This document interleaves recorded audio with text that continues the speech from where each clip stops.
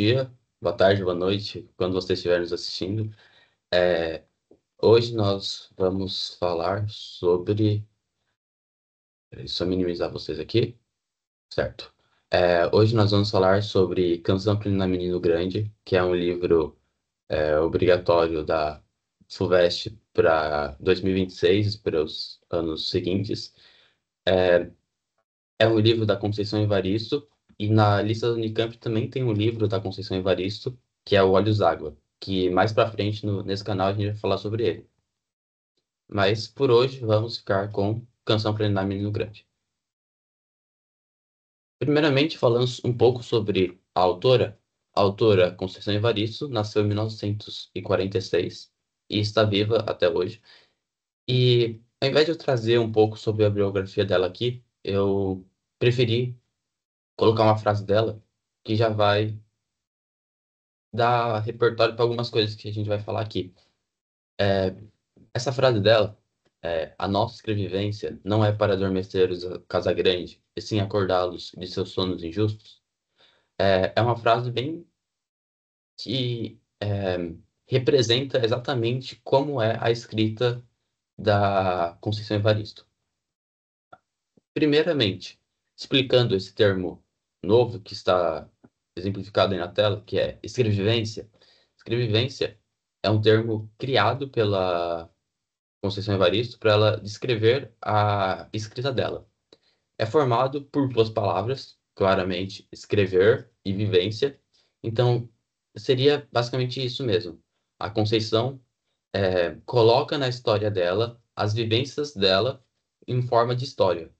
As vivências que ela teve, ela transforma para uma narrativa ficcional para poder ilustrar para o leitor como que isso acontece na realidade, mas dentro de uma narrativa ficcional, para não deixar exatamente como é a realidade. E isso ela chama de escrevivência. Ela traz o contexto social, o contexto em que ela vive, para uma história ficcional. E quando ela fala que essa escrevivência não é para adormecer os da casa grande, mas sim acordar os seus sonhos injustos, seria uma relação entre os da casa grande, que antigamente, na época da escravidão, eram aqueles que dominavam os escravos, compravam os escravos, eram donos deles, e fazer essa relação com quem é a elite, ultimamente. Então, seria mostrar que aqueles que mandam têm que ler essas histórias não como histórias para eles dormirem, como são os contos de fadas, ou são outras histórias que você lê na cabeceira da cama para dormir. Seriam umas histórias para você ler e você se sentir incomodado com essa história, porque é uma coisa que acontece na realidade e é uma coisa que não é legal para quem está vivendo isso. Então seria essa frase que eu gostaria de começar a falar, porque isso é basicamente uma forma de representar a Conceição Evaristo. Agora falando mesmo sobre a obra, que é Canção para Menino Grande, que está na lista da FUVEST, ela foi originalmente publicada em 2018. Entretanto, a Conceição quis fazer algumas melhorias na história, e então ela relançou a obra em 2022. Ficou nessa capa aqui. É uma obra que, como muito recente, ela se enquadra na literatura contemporânea. Mas você também pode dizer que ela é da literatura negra contemporânea. É, a história eu vou falar bem brevemente e depois eu vou passar a falar mais ou menos quem são os personagens, as cidades que eles passam e depois encaminhar para uma análise e, por fim, para algumas questões. A história, eu não fiz um slide específico dela porque eu só vou falar muito brevemente.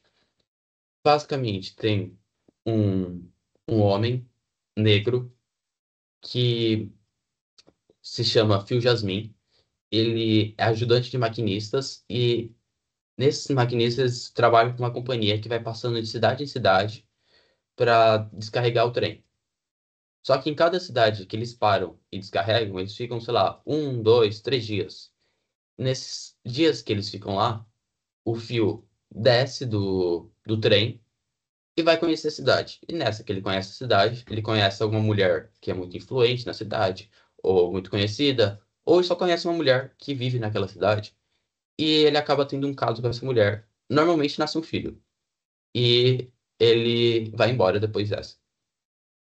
Então, só por esse resumo bem breve da história, que não carrega nenhum caráter muito aprofundado do livro, portanto, se você quer saber a história mais por dentro mesmo, porque eu só falei bem o esqueleto, é importante que você leia, porque na história, como aqui é apresentado, há várias mulheres e cada lugar que ele passa tem uma mulher diferente e essa mulher tem uma história muito profunda por trás. Então é bem legal que você leia a história para reconhecer exatamente qual que é a história de cada mulher, para que você entenda bem a história, porque tá bem por cima, assim, né? Aqui eu só vou falar, apresentar as personagens e algumas eu vou falar que existe uma simbologia por trás. Algumas são mais difíceis de reconhecer, mas outras são bem visíveis. E essas eu vou apresentar. Primeiramente, Phil Jasmine é o protagonista da história. É é aquele homem que se relaciona com várias mulheres diferentes. Isso mais por influência do pai dele, porque ele diz na história que o pai dele também fazia isso. Ele escolheu uma mulher para casar e depois ele começava a se relacionar com várias mulheres. E é meio que da cultura do pai dele. E como o Phil nasceu dessa cultura, ele quer dar uma continuidade nisso. E o Phil, como deu pra perceber, ele, como ele se relacionou com várias mulheres durante a história, ele meio que é a única coisa que está ligando todas essas mulheres. Assim como um fio. Um fio de linha que, enquanto você está costurando, ele está ligando vários pontos numa roupa. Seria isso. Nessa história, o fio Jasmine é aquele que está ligando essas mulheres todas. Porque no final da história, todas elas se unem por influência da Satina, todas elas se unem para cada uma relatar a sua história. E é assim que é contada a história do livro. Por meio de que várias mulheres foram trazendo seus relatos para uma terceira mulher que não é apresentada a história. E essa terceira mulher traz a história delas. Então todas estão lá contando por causa desse fio que uniu todas elas. E mais uma simbologia do nome é o jasmim. Jasmim é uma flor. E por ser uma flor, teria esse caráter de ter um perfume. Perfume é normalmente é associado a uma sedução. Portanto, o fio jasmim seria aquele fio que une as mulheres e que as seduz. Por isso que elas são unidas. Aqui, outra personagem, essa aqui é muito importante para a história, muito, que é a Juventina Maria Perpétua. Esse é o nome completo dela, mas normalmente ela pode vir chamada de Tina ou de Virgem do Ébano. São nomes que, durante a história, ela pode ser chamada pelo narrador, pelo fio, enfim. A simbologia desse nome, pela parte juventina, dá para relacionar com juventude. Então, é algo que aconteceu na juventude. E tá claro que tudo, que não tudo, mas que aquela relação começou na juventude. Ela era bem nova quando ela começou a se relacionar com o Phil. Esse perpétuo seria de um amor perpétuo, um sentimento perpétuo, mas também uma dor perpétua. E essa parte de virgem do ébano, ela era virgem na época, e ela não se deixou de ser virgem, mesmo tendo relações com o Phil.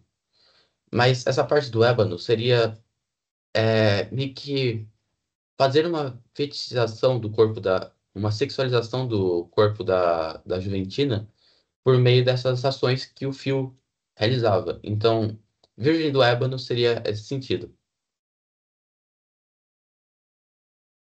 Pérola Maria pérola, quando a gente pensa em pérola, a gente pensa em uma coisa que é meio que única.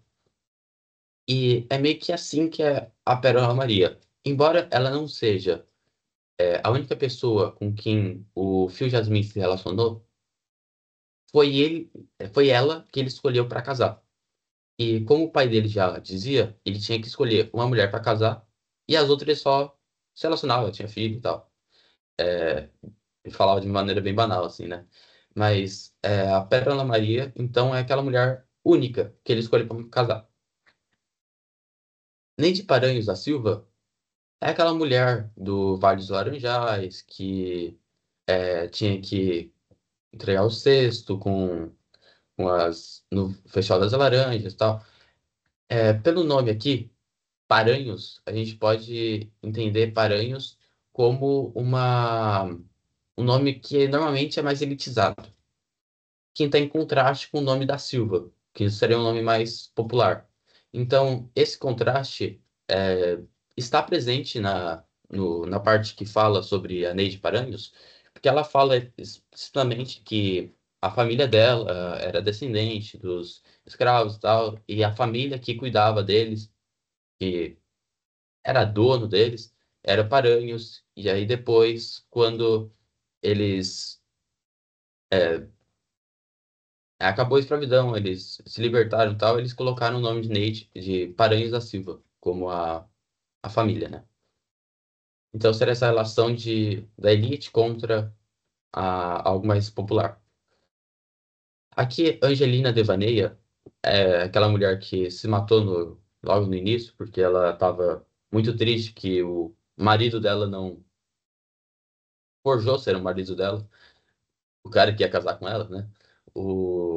Então, Angelina seria algo relacionado a anjo, algo meio que divino. Enquanto Devaneia seria algo mais relacionado a devanear, seria algo mais relacionado à loucura. Então, seria essa relação de ela ser um pouco doida por ter realmente acreditado que o cara.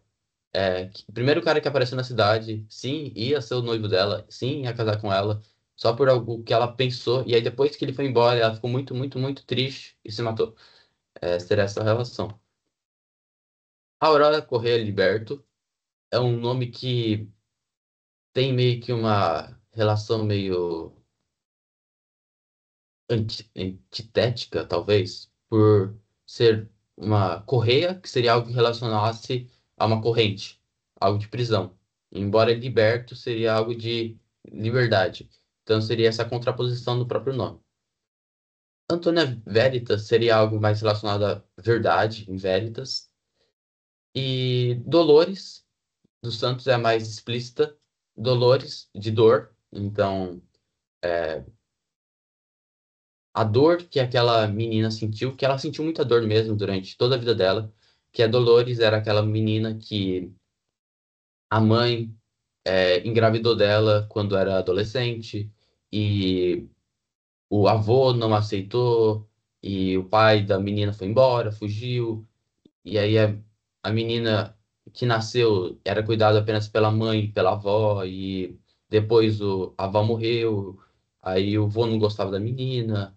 E a menina foi sofrendo muita coisa durante a vida toda e não e aquele repúdio pelos homens por causa do que aconteceu na família dela, e tal. E acabou que ela se relaciona com o Phil e ela sofre muito com isso também porque embora ela soubesse que ele não ia meio que ficar com ela de verdade, mas ela sofre muito com isso mesmo. É, Tem a Dalva Morato. Não achei muita simbologia no nome dela, mas a Dalva é aquela que é uma mulher meio que muito triste por a história dela, porque ela tinha casado com um menino quando era menor, só que o menino tinha mais grana que ela, e quando ele podia ajudar ela numa coisa que era uma ambição dela, um sonho dela, ele não ajudou e foi deixando ela de lado, de lado, de lado, só para ele ir ganhando mais na vida, até que ela se cansou e só que ela queria realizar o sonho dela, só que ela também não tinha dinheiro e ela teve que se prostituir porque era a única forma a forma mais fácil que ela encontrou para ela ganhar dinheiro.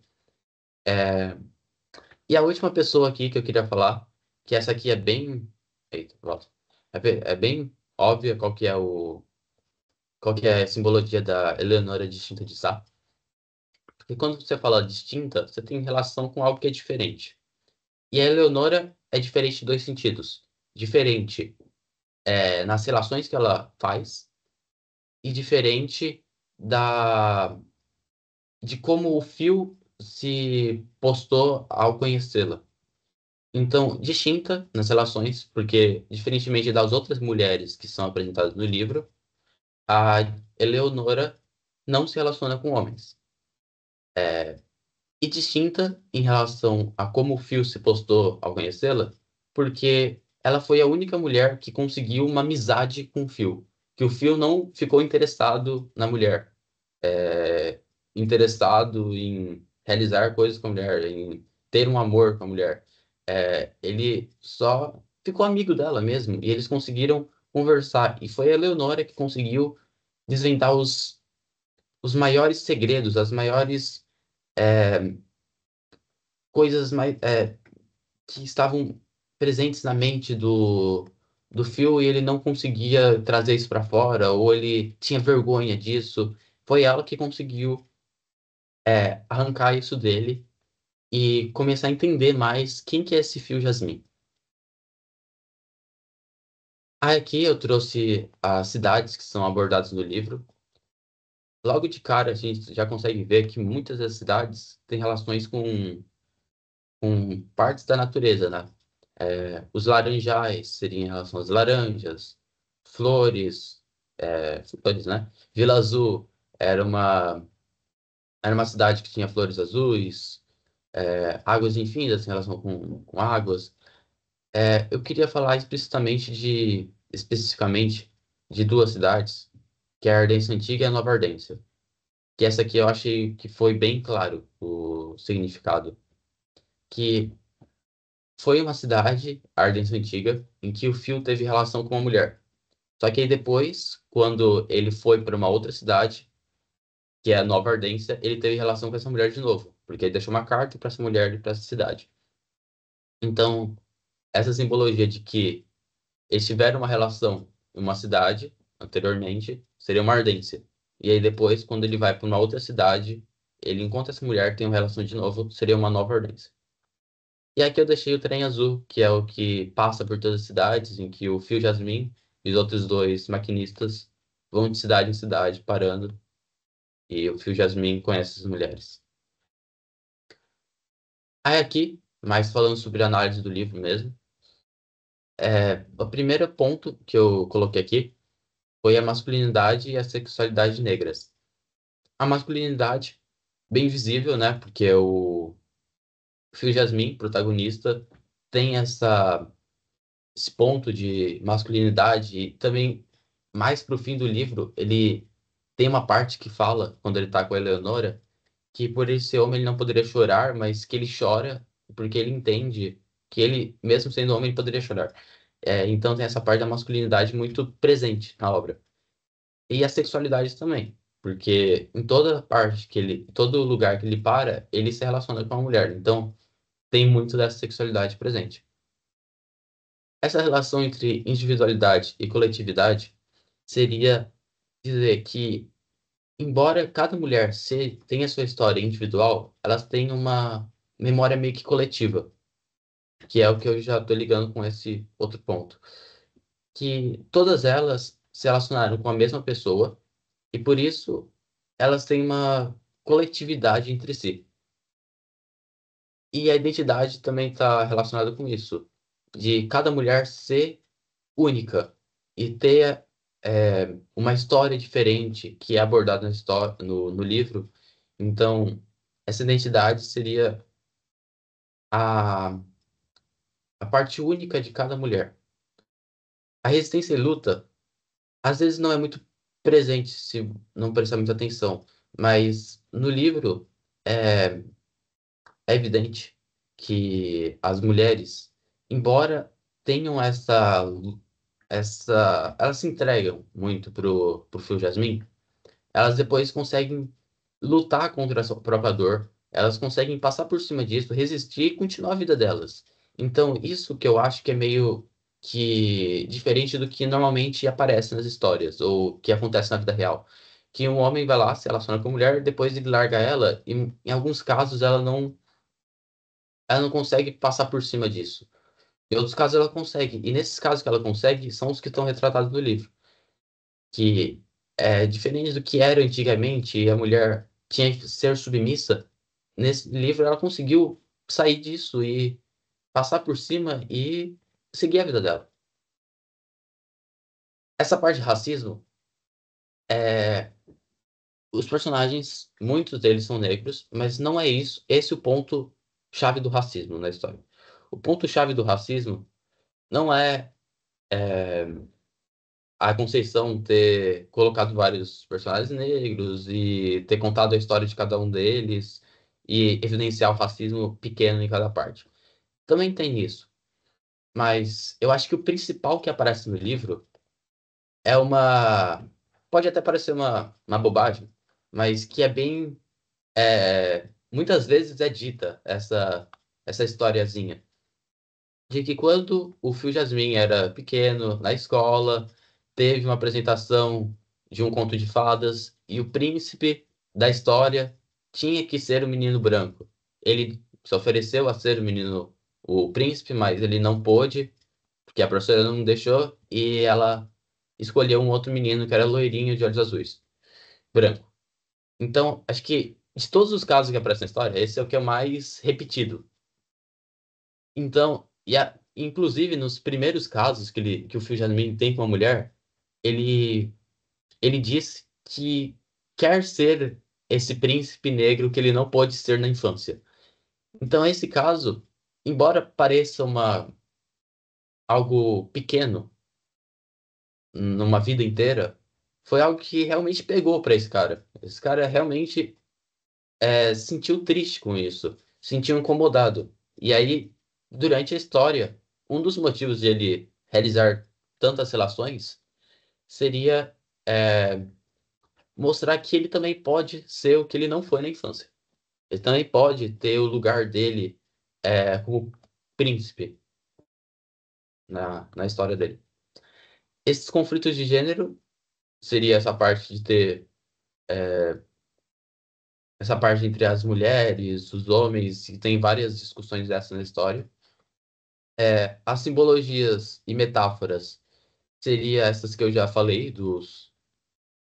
que os nomes das mulheres têm uma simbologia, o nome dos homens, do Phil Jasmine também tem, das cidades tem simbologia. Tudo na história tem meio que alguma simbologia meio geral, assim, né? Memória coletiva eu já abordei. A narração. Narração é uma narração normal, aparentemente. Até um certo ponto parece que é uma terceira pessoa, normalzinha, onisciente e tal. Só que tem algumas partes da história que não parecem ser. Porque elas não são. Porque é como se fosse como eu já falei agora, é como se fosse uma outra pessoa que também se relacionou com o Fio Jasmine, contando a história é, que a Tina reuniu de todas as mulheres que tiveram relação com o Fio.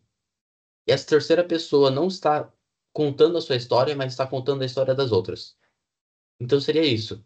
Em alguns momentos, que majoritariamente parece que é uma terceira pessoa onisciente. Mas em poucos momentos, tipo o começo e o final, dá para perceber que tá em uma primeira pessoa. Uma primeira pessoa dessa mulher contando a história. Aqui eu ia começar questões. Antes disso, eu gostaria só de contextualizar por que que o nome do livro é Canção para Ninar Menino Grande, sendo que durante quase que o decorrer inteiro da história eles não abordam esse nome, eles só abordam no comecinho do livro e depois no final algumas partes. Então eu só queria falar que esse nome, Canção para Ninar Menino Grande, seria uma canção que a Tina, que é uma das protagonistas da história,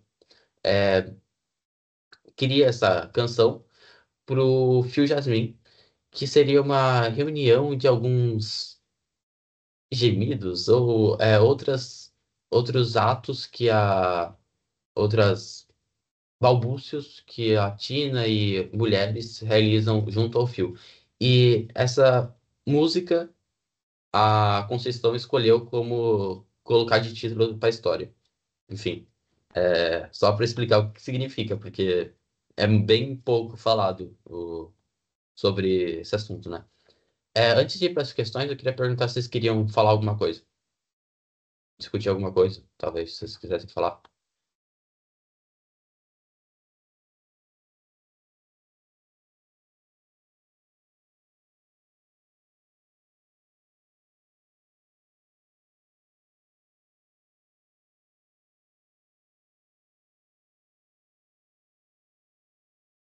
Você lembra o nome daquela que fica com raiva do Phil porque ele abandonou os filhos dela, que ela iria ter, porque mata ele? Eu acho que era Dolores, se eu não me engano.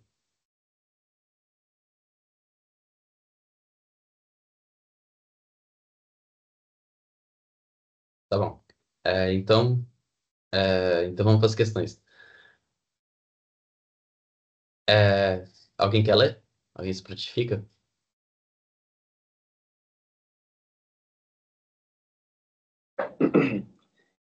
Em Canção para Ninar Menino Grande, a construção da narrativa é permeada por aspectos da escrita característica de Conceição Evaristo. Dentre as alternativas abaixo, assinale a que melhor identifica essa escrita. Aí tem realismo psicológico, marcado pela introspecção racional dos personagens, minimalismo formal, com ênfase em narrativas objetivas e impersonais, escrevivência, marcada pela fusão entre memória, oralidade e vivência coletiva, pastiche pós-modernista, com uma apropriação de referências europeias, ou surrealismo imagético com foco na dissolução da lógica narrativa. C. Ah, essa daí eu tô. Assim, eu não sei porquê, mas eu acho que eu tô com. Tô pensando C, entendeu? Mas talvez eu esteja errado.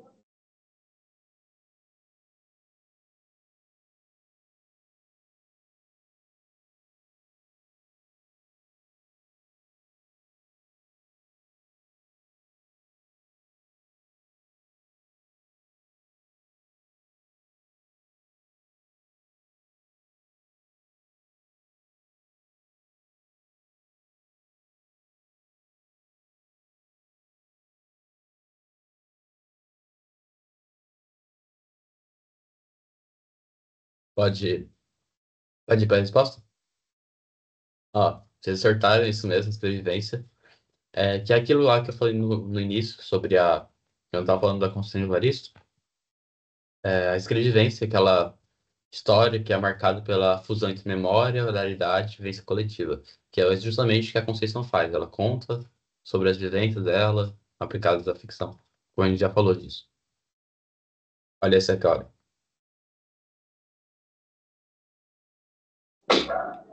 A relação entre a narradora e o menino grande é atravessada por elementos simbólicos. O uso da palavra ninar no título sugere A. Um desejo de vingança por parte da narradora, que se disfarça em afeto. B. A infantilização voluntária do homem pela mulher para manter controle. C. A ironia com a qual se trata a fragilidade masculina diante do abandono. D. A sobreposição de afetos contraditórios, amor, dor e desejo de libertação. Ou E. A evocação de um trauma infantil compartilhado entre as personagens.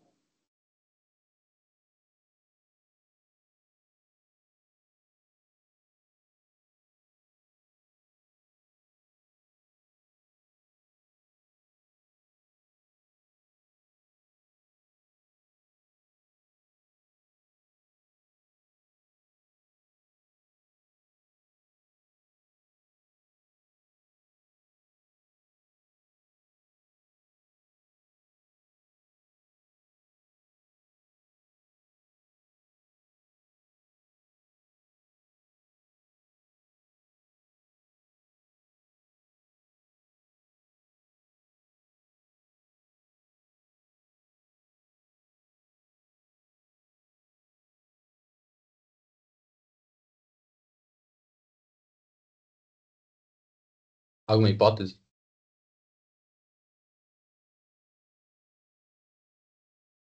Acho que D ou C, mas acho que mais a D.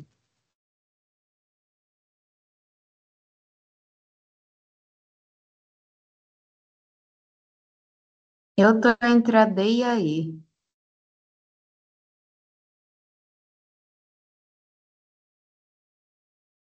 Eu tava entre a C e a E, mas eu acho que é que em trauma infantil eu não sei se encaixa muito, né? O resto faz sentido.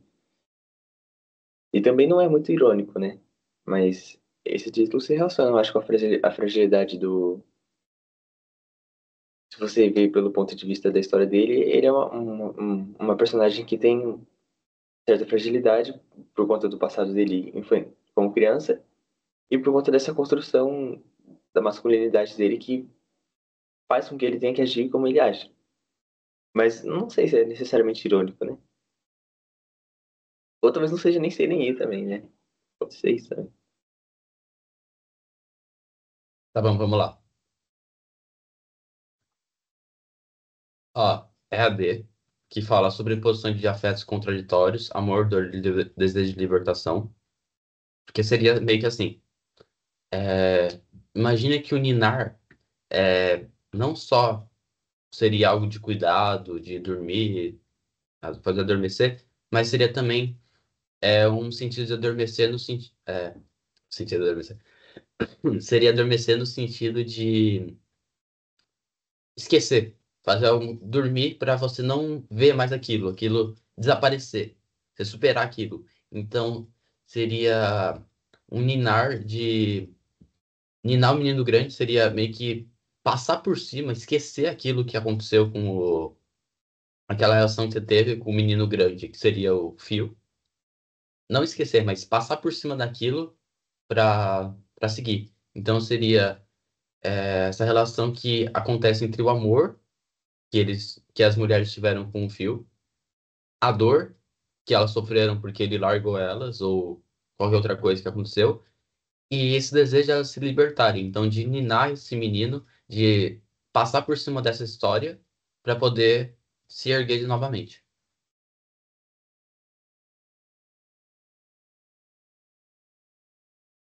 Beleza?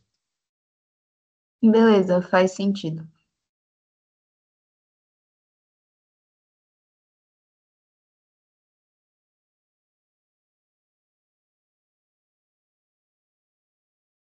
Tá, beleza, beleza. Essa aqui seria meio que dissertativa. Então, vocês falam a resposta e depois a gente compara com o que tem aqui. No conto longo Canção para Ninar Menino Grande, Conceição Evaristo desconstrói concepções tradicionais sobre gênero, poder e afeto. Explique de que maneira o protagonista assume uma posição ativa na narrativa, subvertendo papéis historicamente atribuídos às mulheres negras. Relacione sua análise com o estilo característico da autora.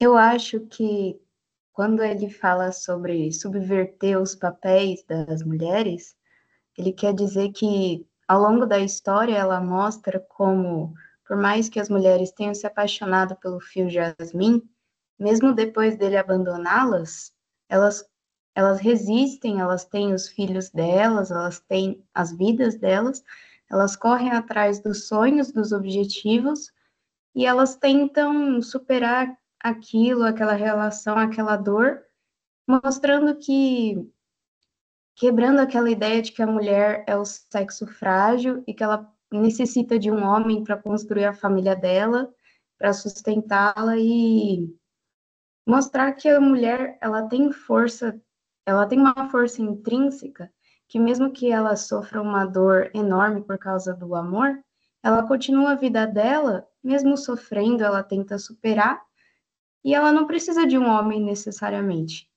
Não é que ela não é que ela não queira, mas é, muitas vezes ela pode viver sozinha. Ela pode cuidar da família dela sem a presença de um homem.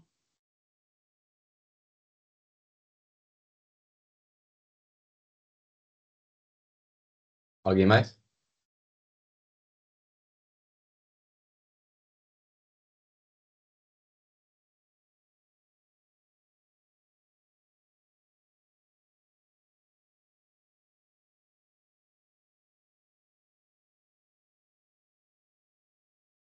e, enfim, através da escrevivência, a autora, enfim, pega esses relatos, essa vivência das pessoas e escreve. Então, mostra como que, enfim, baseado em fatos reais, em casos reais, ela transforma isso em literatura. Enfim, tirando a mulher que se mata, né? Quando o Jasmine deixa ela. É muito... Mas ela também escreve sobre. Aí é um ponto fora da coisa.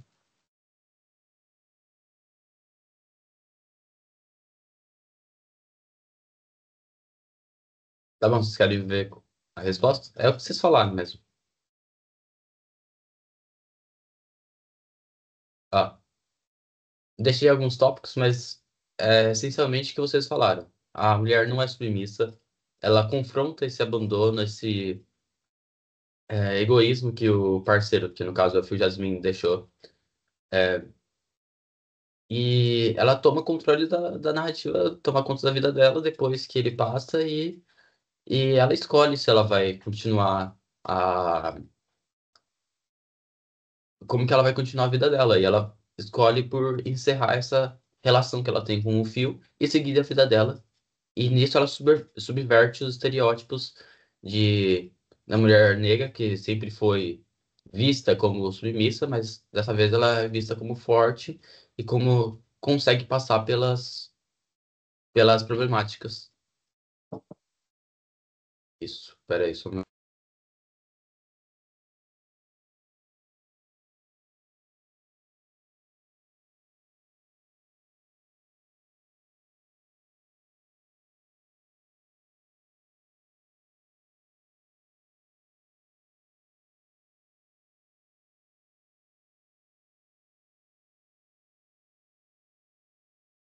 tá, obrigado.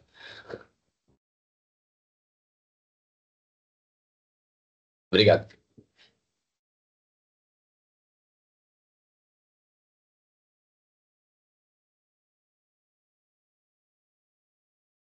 Tá bom, então deixa eu fechar aqui. Muito bom. Querem falar alguma coisa? A gente só para. Ah, eu queria falar um negócio sobre a Angelina, né? A mulher que se mata. Eu acho que ela tem um significado grande para aquela contraposição entre a resistência e a conformidade que a mulher tem de ser submissa. Então, o sonho dela era casar com alguém, com o marido dela, com o homem da vida dela, e ela acha que é o Fio Jasmine, porque ela se encanta por ele, e como ela vê que ele não vai ficar com ela se mata, mas isso pode ter, né, dois significados.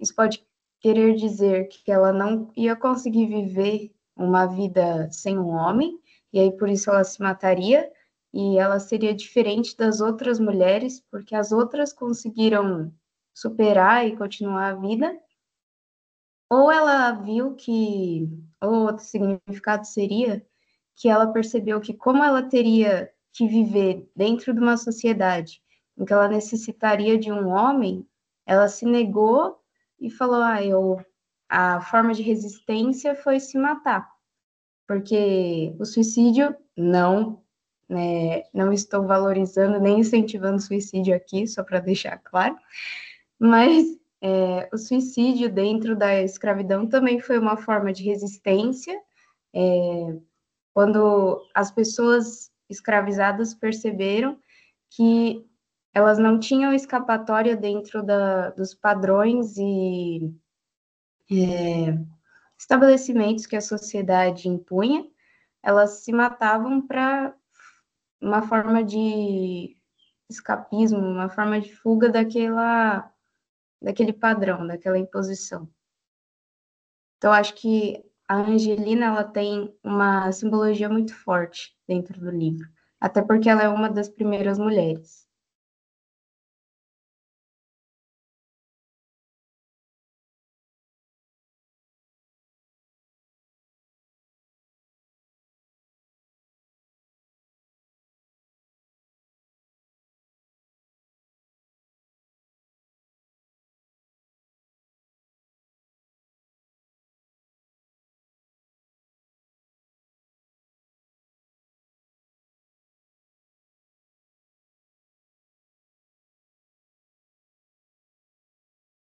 Tá bom, então. Então vamos parar aqui. Tchau, pessoal. Muito obrigado. Vocês viram até aqui, se inscreva no canal, deem um like. Era pro Machado falar isso, mas ele não falou, então. Tchau. É isso.